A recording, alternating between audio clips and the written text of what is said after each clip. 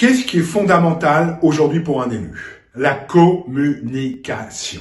Pourquoi? Parce qu'on sait très bien qu'aujourd'hui, nous vivons dans un monde d'images ultra médiatiques, de réseaux sociaux, où tout va très vite, où il y a énormément de messages. Il faut donc être convaincant, synthétique, percutant, captivant. On doit sentir chez l'élu aujourd'hui qu'il parle avec son cœur, avec ses émotions, avec sa vérité. C'est pour ça qu'aujourd'hui, il est très important de considérer que la forme est aussi importante que le fond.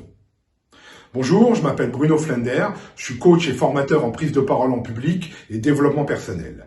Depuis plusieurs années, j'ai créé des stages qui sont tout particulièrement destinés aux élus, aux hommes et aux femmes politiques. Qu'est-ce qu'on va travailler dans mes stages? On va travailler plusieurs choses, mais j'insiste particulièrement sur deux axes essentiels. Le premier axe, c'est la capacité à prendre le lead, le leadership, avec la capacité à convaincre très rapidement un interlocuteur ou un public dans une salle. Comment? En développant son leadership, en travaillant sa voix, sa puissance vocale, son autorité, son charisme, sa confiance en soi et en travaillant ce que j'appelle la légitimité de l'élu. Pourquoi? Parce que énormément d'élus ne se sentent pas légitimes par rapport à leur fonction d'élu et ils sont donc inhibés, timides et ils n'assument pas ce qu'ils sont.